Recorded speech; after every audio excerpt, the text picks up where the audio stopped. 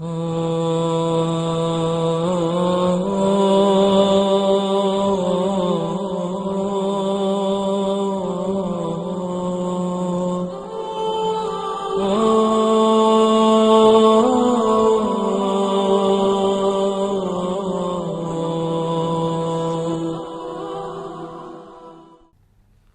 الله الرحمن الرحيم. الحمد لله رب العالمين، والصلاة والسلام على سيدنا ونبينا محمد عليه وعلى آله أفضل الصلاة والسلام.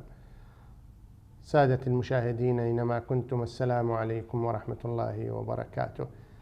نرجع ونكمل موضوعنا اللي بدأنا في الحلقتين السابقتين، ثقافة الحسينية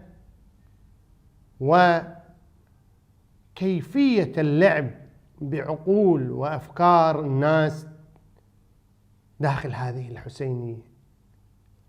عندما نتكلم عن الحسينية دائما يتبادر الذهن إلى منشأ هذه الحسينية.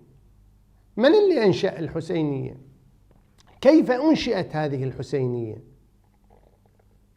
في الواقع عندما نبحث في تاريخ الحسينيات نجد أن في إيران أقدم حسينية قبل أن تبنى في العراق وقبل أن تبنى في الأحواز وفي الخليج كانت في طهران، حسينية سيد إبراهيم سادات أخوان.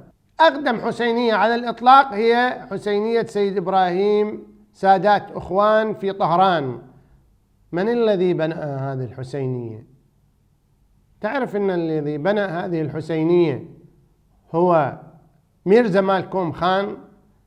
ميرزا مالكوم خان مؤسس الماسونية في إيران، هو الذي أسس هذه الحسينية. ميرزا مالكوم خان مات في سنة 1908.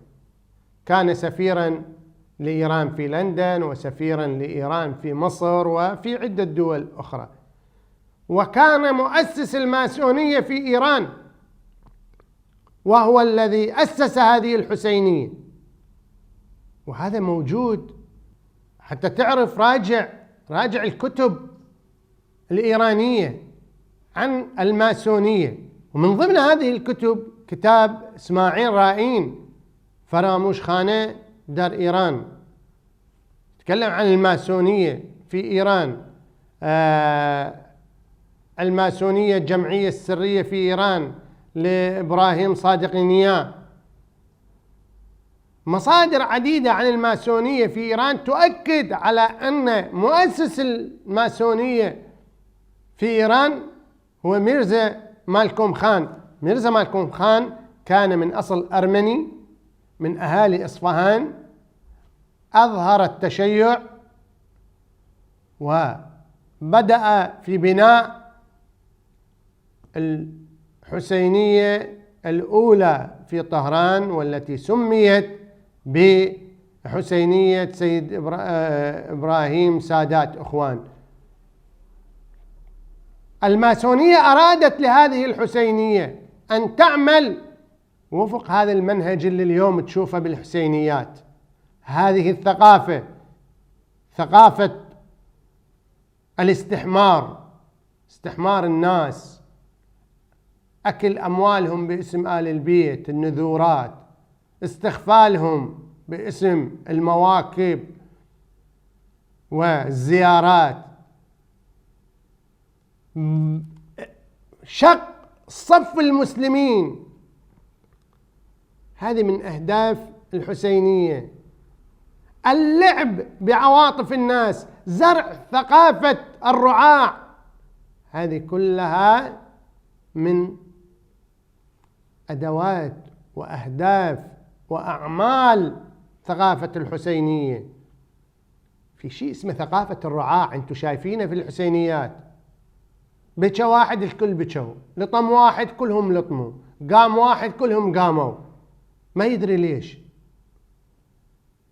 الملا يصعد يكذب ويأتي بأمور كلهم عارفين إنه هو يكذب، لكن لا أحد يتجرأ أن يقوم ويقول له اسكت لا تكذب.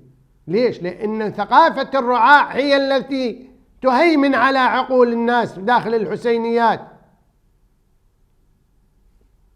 فثقافة الحسينية لعبت بشخصية الشيعي، لعبت بعقله، ولعبت بنفسيته، ولعبت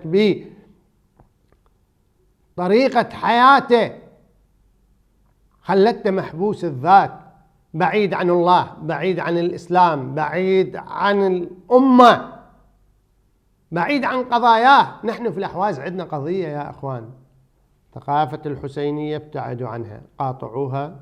والسلام عليكم ورحمة الله وبركاته.